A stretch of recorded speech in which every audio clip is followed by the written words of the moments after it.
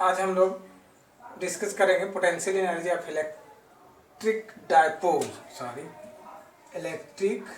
Dipole in uniform electric field. यानी किसी electric dipole को किसी यूनिफॉर्म इलेक्ट्रिक फील्ड में रखा जाए तो उसमें कितना पोटेंशियल एनर्जी स्टोर हो जाएगा। हम लोग बात किए थे कि किसी इलेक्ट्रिक फील्ड में किसी पॉइंट चार्ज को रखने पे इसमें कितना एनर्जी डेवलप होता है, तो Q इंटू वी, ये पढ़े थे पोटेंशियल सिंगल चार्ज को। तो यहाँ पे हम लोग इलेक्ट्रिक डायपोल को रखते हैं तो इसका पोटेंशियल एनर्जी कितना होगा इसमें, तो इसका एक्सप्रेशन हम लोग ड्राइव करने जा रहे हैं। तो फिगर्स देख रहे हैं, इलेक्ट्रिक फील्ड का डायरेक्शन है अलोंग टू, मान ले x axis, dipole -q + q, direction of P means electric dipole moment, the value of P 2L/Q, electric dipole moment यानी द्विध्रुव आघूर्ण इसको हिंदी में कहते हैं।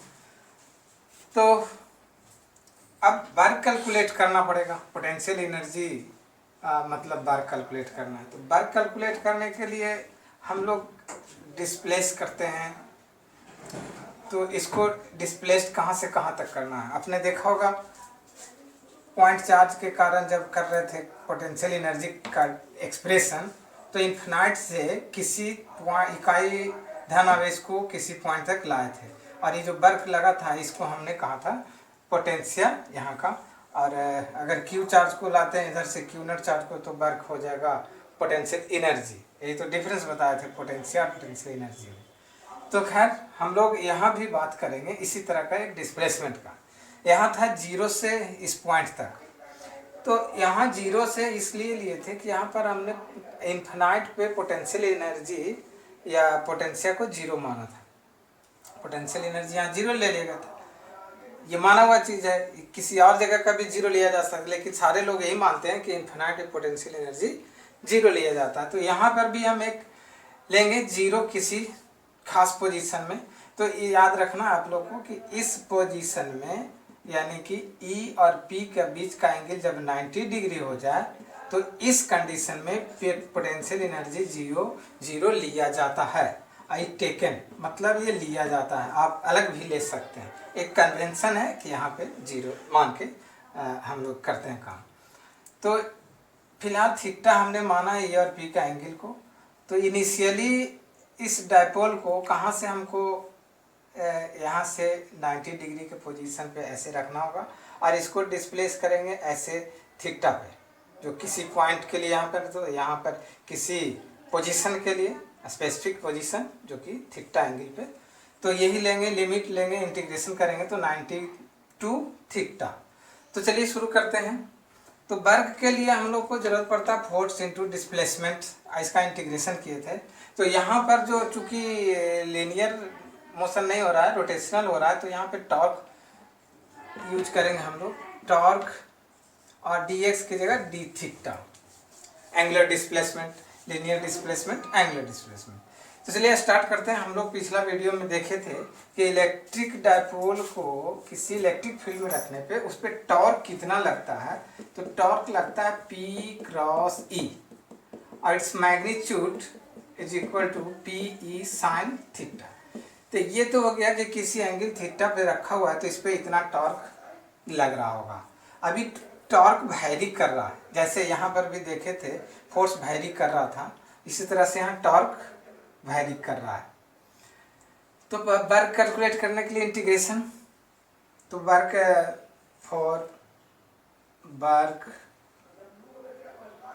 For a small angular displacement,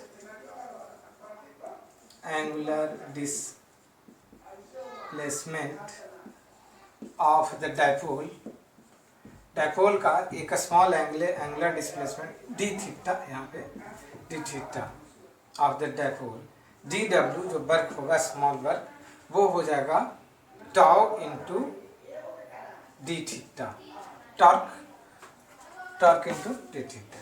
torque का वैल्यू दे रहे हैं PE sin theta into d theta. अब इसलिए टोटल वर्क कितना हो जाएगा, total work W equal to इसका इंटीग्रेशन पी ई बाहर आएगा sine theta D theta, limit जैसा कि हम लोग बात कर चुके हैं 90 टू थीटा।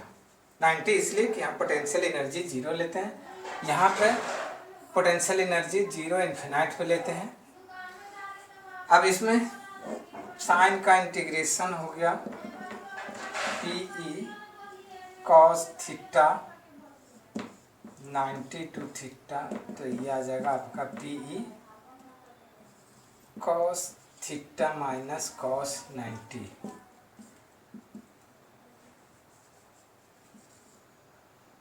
ओ सॉरी, साइन का इंटीग्रेशन सॉरी माइनस कॉस होता है, तो छूट गया था यहाँ पे, माइनस कॉस थीटा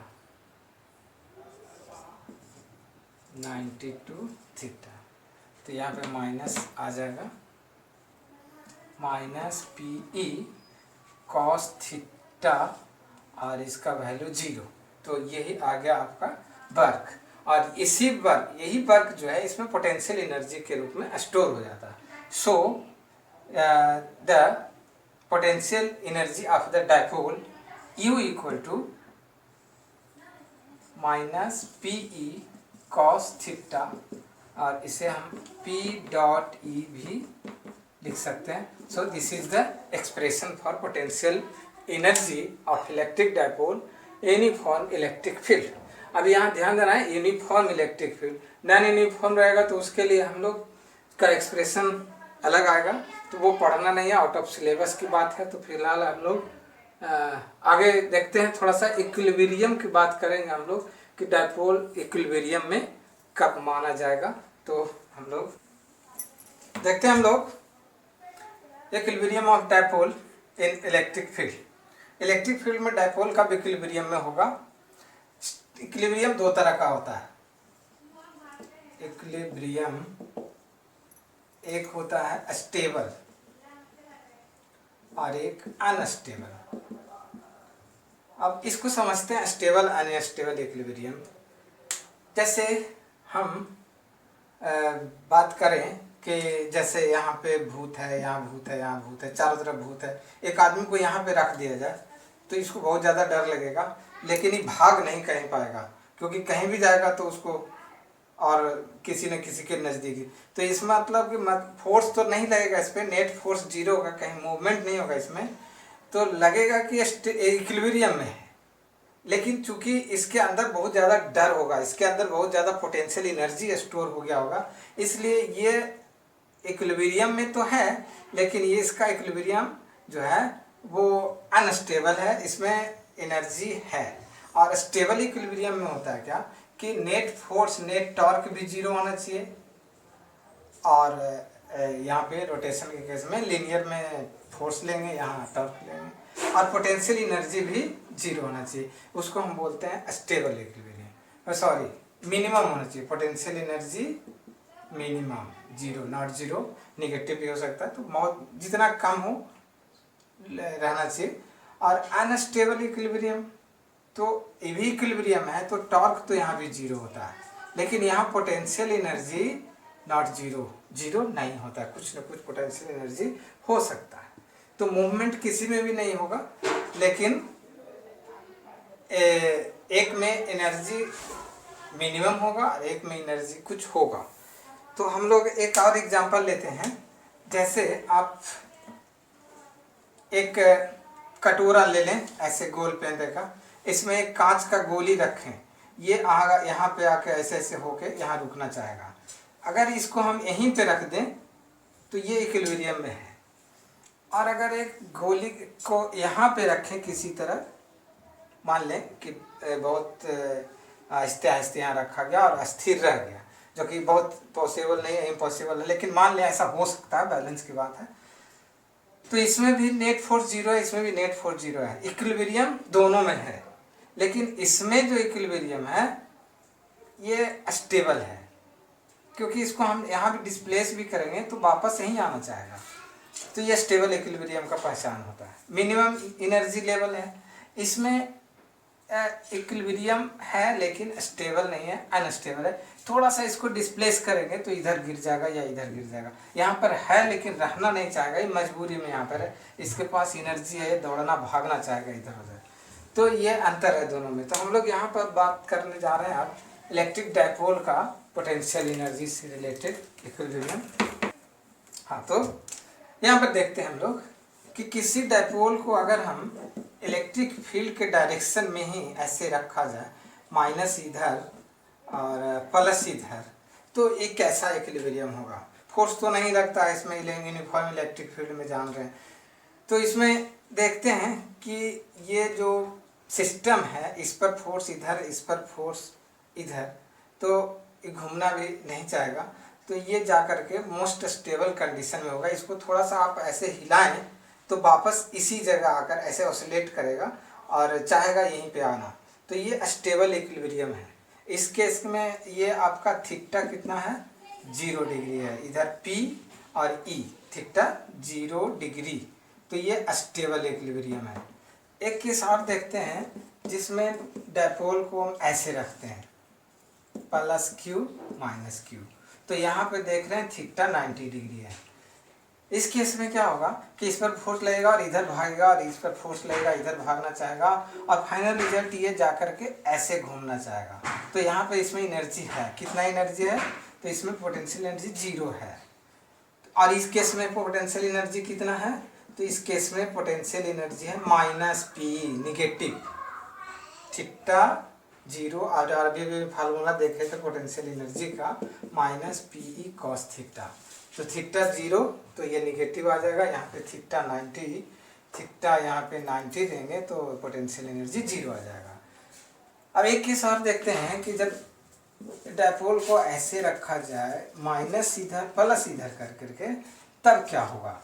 इस केस में थीटा 180 डिग्री हो गया। इसमें 180 जब यहाँ पुट करेंगे तो यहाँ पर पोटेंशियल एनर्जी जो है आ जाएगा आपका +PE। तो ये बहुत ज़्यादा पोटेंशियल एनर्जी इस केस में है। तो इस केस में ही रहना नहीं चाहेगा। तो ये बहुत अनस्टेबल इक्विलिब्रियम ये हो गया। तो ये है हम लोग बात इक्विलिब्रियम का किया, इलेक्ट्रिक डायपोल को यूनिफॉर्म इलेक्ट्रिक फील्ड में रखने पर किस केस में इक्विलिब्रियम होगा, किस केस में इक्विलिब्रियम नहीं होगा, थीटा पर किस तरह डिपेंड करता है। तो नेक्स्ट वीडियो में हम लोग आगे बात करेंगे। आज के लिए यहीं। तो थैंक यू। जय भारत, जय।